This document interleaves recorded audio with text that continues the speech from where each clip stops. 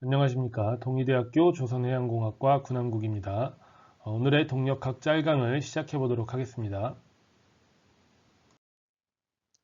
자, 이번 짤강에서는 질점계의 선운동량 보존에 대해서 알아보도록 하겠습니다. 지난 짤강에서 우리가 선운동량과 선역적의 관계에 대해서 이야기를 했었죠. 선운동량은 리니어 모멘텀이라고 했고요. 선역적은 리니어 임펄스라고 했습니다. 그렇죠.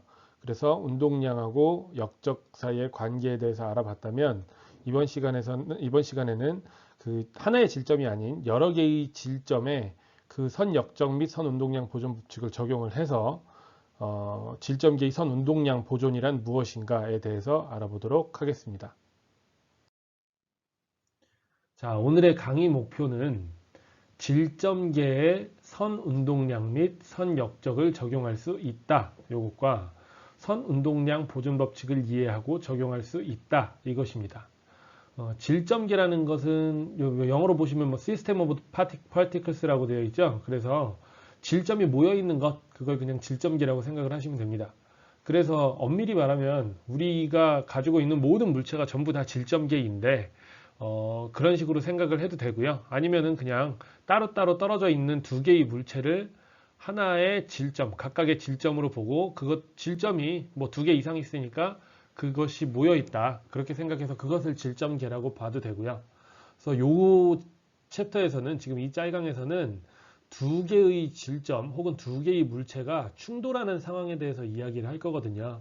그래서 그냥 두 개의 질점 혹은 두 개 이상의 질점이 하나의 시스템 안에 있다. 그래서 그냥 질점계라고 보면 그렇게 이해하시는 게 좋을 것 같습니다.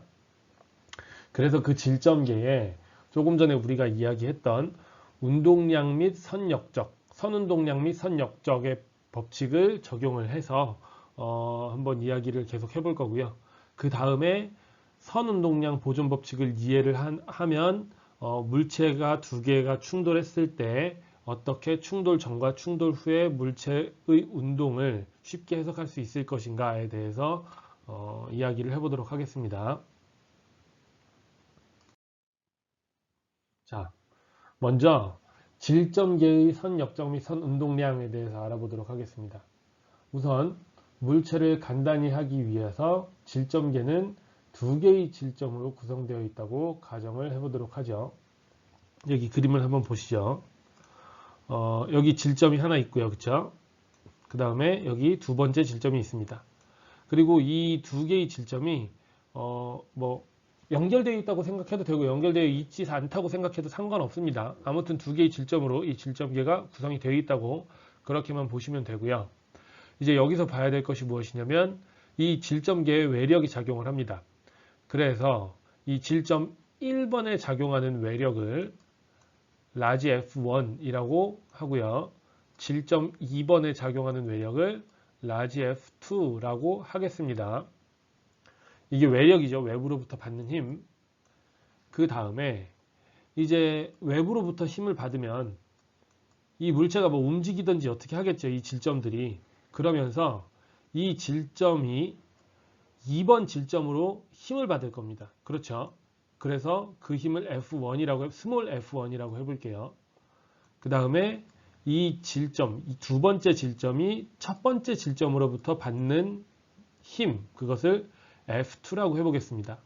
이것을 내력이라고 정의를 했는데요. 내력은 왜 내력이라고 했느냐? 이 질점계 안에서 그 안의 질점들끼리 주고받는 힘이기 때문에 그것을 내력이라고 한 것입니다. 자, 그럼 이 두 개의 내력 사이의 관계를 살펴보면 여러분들 뉴턴의 제2법칙 기억나시나요? 뉴턴의 제3법칙 기억나시나요? 어떤 질점이 두 개 있을 때 이 질점이 이 질점한테 주는 힘이나 이 질점이 이 질점한테 주는 힘이나 이 두 가지 힘이 동시에 발생한다 그랬죠. 그렇죠?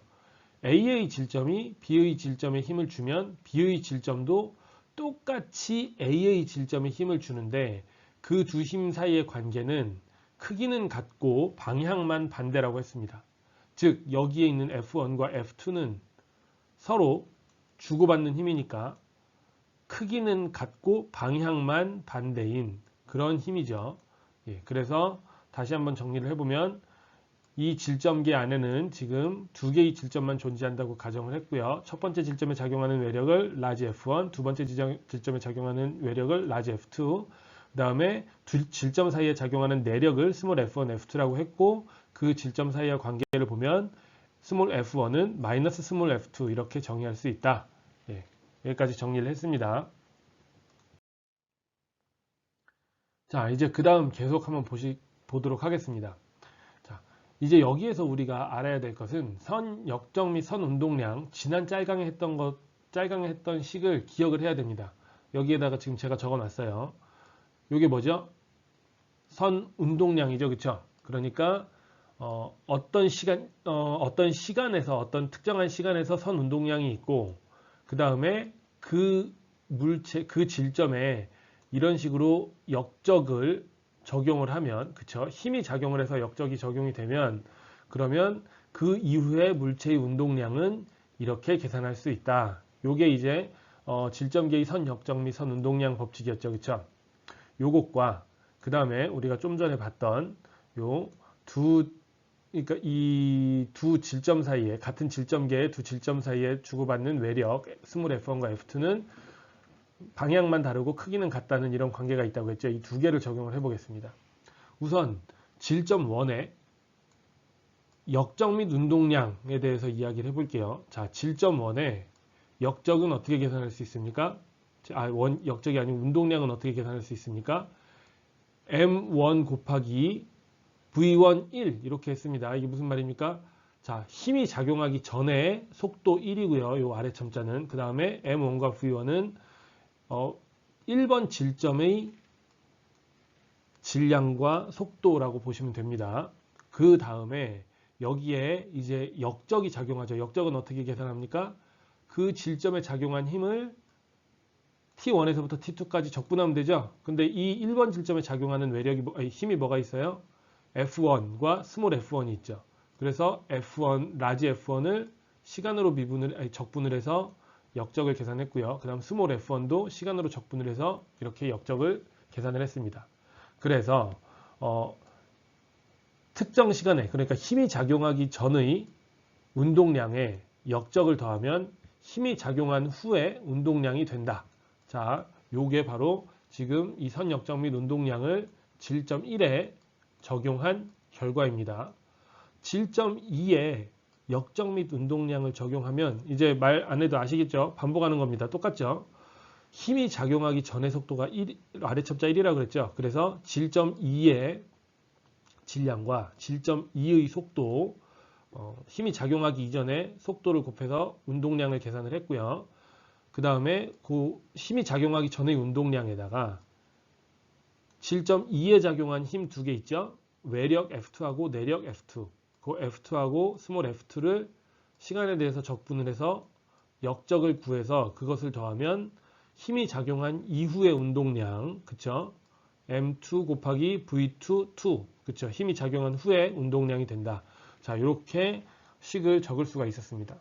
그러면 이 식도 당연히 맞는 식이고 이 식도 당연히 맞는 식이잖아요. 그렇죠? 그럼 이 두 개의 식을 더해도 그래도 여전히 식은 성립을 해야 됩니다. 그래서 식 두 개를 더하면, 자, 여기 보세요. 이 부분하고 이 부분하고 더하면 M1 V1 1 더하기 M2 V2 2 요거죠. 그러니까 이게 뭡니까? 질점 1의 운동량하고 질점 2의 운동량을 더한 겁니다. 언제? 힘이 작용하기 전에. 그렇죠.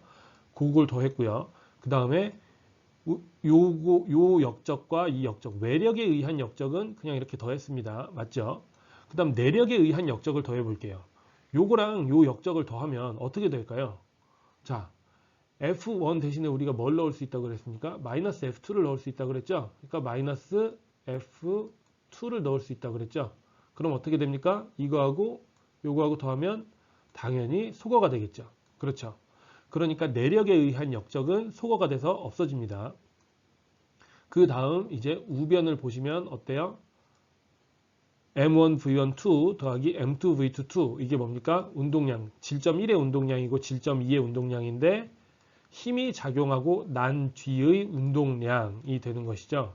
그래서 식이 이렇게 유도가 됩니다. 자, 그래서 방금 어때요? 이렇게 식을 유도를 했죠. 이렇게 식을 유도를 했습니다. 그래서 지금 질점이 두 개 있다고 가정을 해서 식이 이렇게 유도가 된 것인데, 질점이 여러 개 있다고 가정을 해볼게요.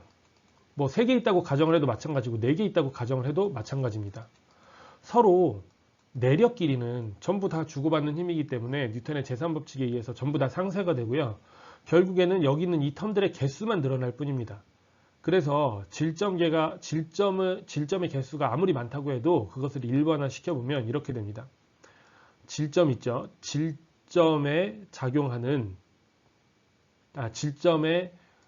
운동량이죠. 질점의 운동량, 힘이 작용하기 전의 질점의 운동량을 모두 더한 것에다가 힘에 의한 역적을 모두 더한 것은 힘의 작용이 끝난 다음에 그 다음에 질점들의 운동량을 모두 더한 것과 같다.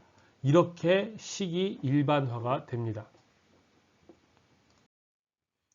그러면 이 식으로부터 우리가 선운동량 보존법칙이라는 것을 유도를 해낼 수 있는데, 자, 어떤 두 개의 질점이 있고요.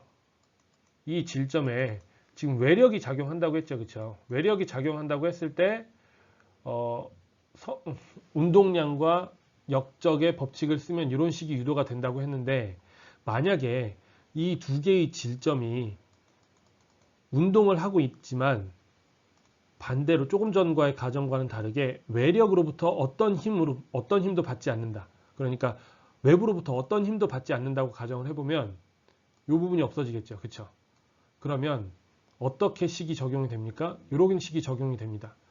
즉 외부에서 작용하는 힘이 0이라면 질점계에 작용하는 힘이 없으면, 그러면 선 운동량의 총합은 시간이 흐른 뒤에도 선 운동량의 총합이 항상 일정하게 보존된다는 겁니다.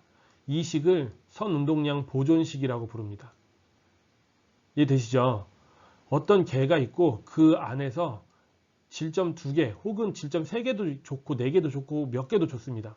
이 질점들의 운동량 MV의 총합을 전부 더하면 외부에서 힘이 가해지지 않는 한 이 총합은 언제나 일정하다. 그것이 선운동량 보존 법칙이라고 하고요. 이 선운동량 보존 법칙을 언제 쓰면 좋으냐? 이 질점들이 서로 충돌한다고 가정을 했을 때, 그때 충돌 전후의 운동을 쉽게 계산하기 위해서는 이 선운동량 보존 법칙을 사용을 하면 됩니다. 그래서 선운동량 보존 법칙의 적용은 다음 장에서 한번 상세히 보도록 하겠습니다. 이번 짤강은 여기까지 하겠습니다. 감사합니다.